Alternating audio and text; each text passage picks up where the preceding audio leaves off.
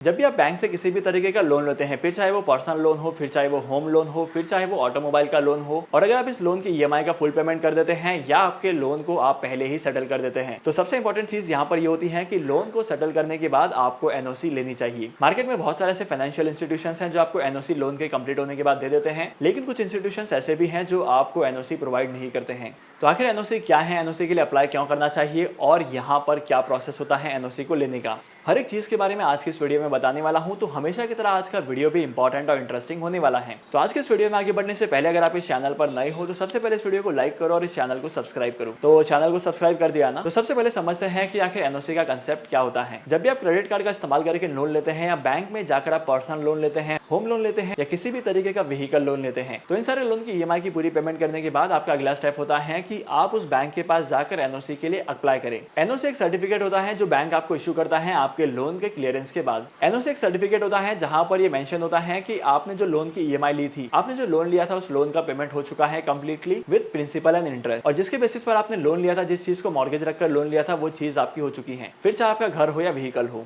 लेकिन अब मैं आपको बताता हूं कि आप एनओसी के लिए अप्लाई कैसे कर सकते हैं। लेट्स से आपने एक ऐसा लोन लिया था जहां पर आपको ईएमआई का पेमेंट 2 साल तक करना था, और 2 साल कंप्लीट होने के बाद में जो आपकी ईएमआई कंप्लीट हो चुकी थी, उस ईएमआई के कंप्लीट होने के बाद में आपको उस फाइनेंशियल इंस्टीट्यूशन के पास जाना है जहां से आपने फाइनेंसिंग करवाई थी, और वहां पर जाकर डिमांड करनी है एनओसी के लिए। और यहाँ पर सबसे इंपॉर्टेंट बात यह है कि अगर आप अपने लोन के क्लोजर के बाद एनओसी के लिए अप्लाई नहीं करते हैं, तो बहुत बार ऐसा देखा गया है कि जो फाइनेंशियल इंस्टीट्यूशंस हैं, कुछ टाइम के बाद वो लोग नोटिस भेजते हैं और कहते हैं कि आपका जो लोन का अमाउंट है ये पेंडिंग है, आपको ये पे करना पड़ेगा, नहीं तो हम लोग आपकी जो व्हीकल है या आपका जो घर है उसका हम लोग टेक ओवर कर लेंगे। अगर आपने अपने लोन की ईएमआई का पेमेंट फुल्ली किया भी होगा और आपके पास एनओसी नहीं होगी, तो यहाँ पर बैंक से एग्री नहीं करेगी कि आपने लोन का पेमेंट किया है, और अगर आप पुलिस स्टेशन में कंप्लेन लिखवाने जाएंगे तब भी यहाँ पर एक्सेप्ट नहीं किया जाएगा। और मेनली अगर आप लोगों ने 2 व्हीलर्स या 4 व्हीलर्स ली हैं और यहाँ पर फाइनेंसिंग करवाई है, तो आपके जो 2 व्हीलर या 4 व्हीलर हैं वहां पर हाइपोथिकेशन होता है उस कंपनी का जिस कंपनी ने आपको फाइनेंसिंग करवाई है। और अगर आप अपनी आरसी को चेक करेंगे तो यहाँ पर भी हाइपोथिकेशन का साइन होता है। तो जब भी आप अपने व्हीकल का फाइनेंसिंग करवाएंगे तो यहाँ पर सबसे इंपॉर्टेंट बात ये होती है कि अपने व्हीकल की ईएमआई का पेमेंट करने के बाद आपको